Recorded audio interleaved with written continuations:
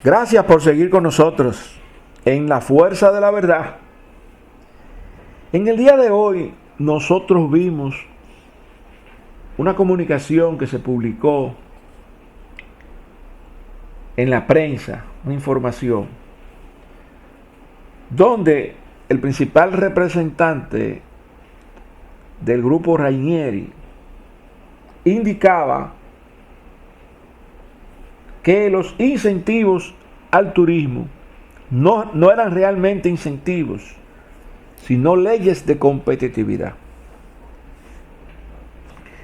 Y nosotros, que venimos tocando el tema de la competitividad de hace tiempo, y venimos analizando ese proceso del deseado desarrollo económico de la nación dominicana, que venía primero con una profundidad en los temas agrícolas, hasta que en el año 1968, se inició con esa ley de incentivos fiscales, donde de allí surgieron las grandes industrias del país, los grandes parques industriales. Luego se modificaron con las leyes de zona franca y surgieron también los parques de zona franca. Pero luego, ya estamos hablando en los años 90, 95, se produce una demanda a nivel internacional en función de lo que es la economía de libre empresa. Y entonces surgieron esos acuerdos de libre empresa auspiciados por la Organización Mundial del Comercio. Y al mismo tiempo comenzaron a firmar acuerdos de libre comercio entre los países. No debemos dejar de señalar que previo a eso, en algunos momentos de esas 4 décadas, pues habían surgido en diferentes regiones acuerdos de libre comercio. De hecho, la Unión Europea fue algo que se decidió hacer en función de que entre esos países, Comunidad Económica Europea, pues existieran ciertos acuerdos de libre empresa, donde se quitaban los aranceles, donde le salía más económico el intercambio comercial entre países. Y entonces también vino el mercado común centroamericano, vino el CARICOM, el mercado común del Caribe, y también en Sudamérica existieron esos mercados. Y entonces todo eso ya había existido como preámbulo y se había diagnosticado un problema para la efectividad de esos mercados comunes, y era la diferencia existente entre un país y otro en lo que era su productividad. Eso producía un deterioro en los términos del intercambio y que se reflejaba necesariamente en el costo de la moneda dura, que también fue cambiándose de patrón oro, petrodólar y el peso, el peso del dólar como moneda fuerte a nivel mundial. Entonces, esa diferencia de productividad echaba por tierra esos paradigmas que ponían de relieve el tema de la ventaja comparativa. Es decir, que por qué yo me voy a dedicar a fabricar aviones, a fabricar vehículos en la República Dominicana, es cuando yo puedo contar con los japoneses, que tienen excelencia en esa manufactura, calidad sobrada, liderazgo mundial.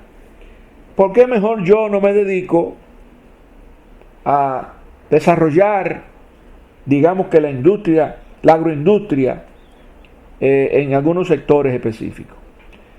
eran de las cuestiones que se planteaban. En el caso dominicano, ya se había determinado que se había producido un agotamiento en el modelo de sustitución de importaciones, que fue lo que dio la base para darle apoyo a los nuevos industriales que se apoyaban en la ley de incentivos del año 1968. Porque esas leyes creaban impuestos altos para los productos que iban a ser sustituidos en cuanto a la importación para fabricarlos localmente. Eso le estaba creando un mercado cautivo, prácticamente local, a esos industriales, pero el que hizo la ley hizo la trampa y ellos mismos crearon su propia trampa, porque entonces se convirtieron muchos de ellos en importadores, y entonces no solamente importaban la materia prima que venía exenta del impuesto, fruto de los incentivos fiscales, sino que también comenzaron a importar productos terminados competidores, es decir, que tenían el control de los productos con los que ellos competían, más los productos que ellos fabricaban localmente, con esa ventaja, ¿verdad?, comparativa, impuesta por una ley. Por lo tanto, el mercado local no se benefició de esto y se dio cuenta rápidamente el consumidor, y entonces comenzaron a desarrollarse otros importadores, y ese mismo proceso de la diversidad en la oferta y en la calidad distinta de productos variados fue trayendo como consecuencia y sacando a flote la verdad de que no teníamos calidad ni que tampoco éramos competitivos en la fabricación local. Cuando se firmaron los acuerdos de libre comercio, entonces, antes de comenzar su puesta en práctica, se le había dado una oportunidad a los industriales para que hicieran el proceso de reconversión de la industria, de manera tal que tuviesen tecnología de punta, que pudiesen lograr productividad, de manera que pudieran realmente ser competitivos. Y teníamos esa carencia en materia de maquinaria y equipo y tecnología, pero también teníamos y tenemos todavía la carencia del capital humano. Vino entonces el cambio de modelo, y en ese cambio de modelo migramos a una economía de servicio.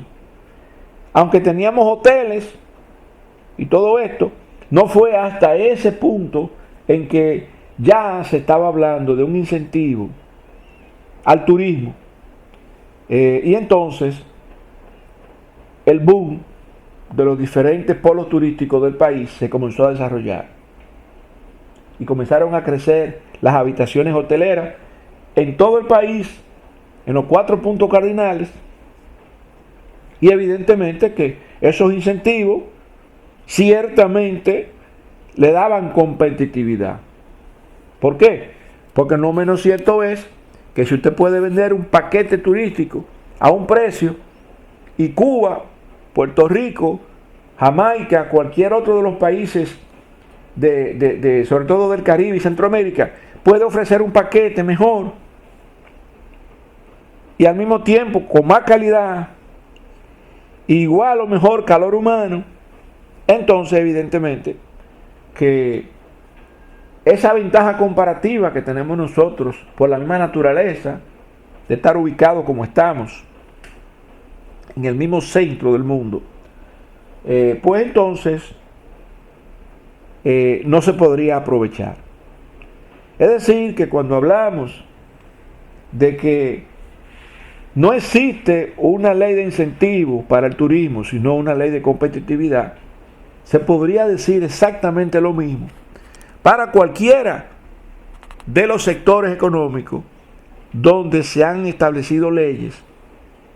De manera que si tú abres una industria en la frontera, tú te vas a poder acoger a estos incentivos, porque queremos desarrollar la frontera, porque queremos desarrollar el turismo, porque queremos desarrollar un turismo de salud, por ejemplo, porque queremos desarrollar cualquier otra actividad específica.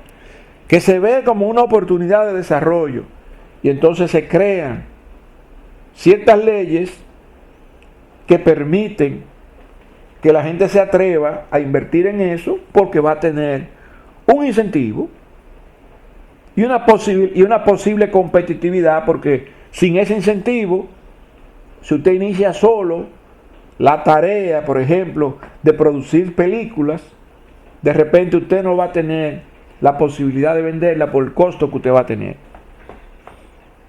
Le sale muy caro. Y para que no le salga tan caro se necesita el incentivo. Por esa razón, el tema de los incentivos era tan crítico con el tema de la reforma fiscal, porque se ha considerado que los incentivos son un gasto tributario, porque se entiende que el Estado deja de recibir ese dinero porque le ha dado un incentivo. Pero lo que no estamos pensando es que ese incentivo ha sido compensado con creces. ¿Por qué? Porque por ese incentivo se han podido instalar una serie de empresas y han podido crear miles y miles de empleos en el país. Y todos esos empleados, la mayoría de ellos, pagan impuestos sobre la renta. Consumen. Y si consumen, están pagando ITEVIS. Entonces, eso ha sido hace rato compensado. Por lo tanto, pensar en eliminar los incentivos que crearon empresas, que crearon industria, que desarrollaron sectores, a mí me parece que es una falta de visión en términos de lo que es la competitividad empresarial y lo que es la ventaja comparativa país y el atractivo que nosotros pudiéramos tener. Recientemente, y eso lo dijimos ayer o antes de ayer, la Asociación de Industria de República Dominicana hablaba de que iba a invertir 87 mil millones de pesos en el año 2025. Y eso iba a permitir mejorar tecnológicamente, actualizaciones en cuanto a equipos y maquinaria y tecnología, de manera tal que iban a lograr mejorar su proceso de industrialización. Siendo más productivo, entonces se iba a poder tener una mejor oferta, no solamente local, sino también en los mercados internacionales. Y eso es competitividad. Entonces hay que tener mucho cuidado con ese tema, porque pudiéramos estar matando a la gallina de los huevos de oro, así como también la mataríamos haciéndole daño a la clase media, deteriorando su calidad de vida con decisiones que sencillamente no le permitirían mantener la calidad de vida mínima que puedan estar teniendo hoy. Estaríamos prácticamente convirtiendo en pobres a una clase media pujante que tenía el derecho y el deseo de mejorar económicamente. Así que el tema de incentivos o leyes de competitividad son exactamente lo mismo.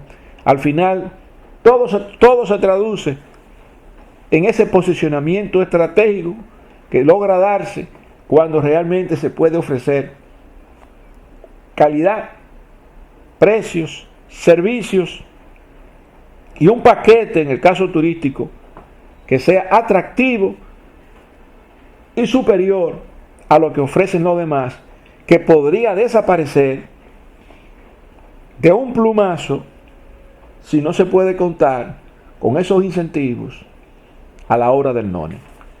Gracias por habernos acompañado en el día de hoy con estos comentarios en la fuerza de la verdad. Y no te olvides, acuérdate de tu Creador. Ahora que eres joven, no esperes los días sin que ya no sientas placer vivirlos. Apártate del mal, haz el bien, busca la paz y síguela. Permíteme decir la verdad delante de los fuertes y no decir mentiras para ganarme el aplauso de los débiles. Gracias por acompañarnos en el día de hoy en su espacio, la fuerza de la verdad.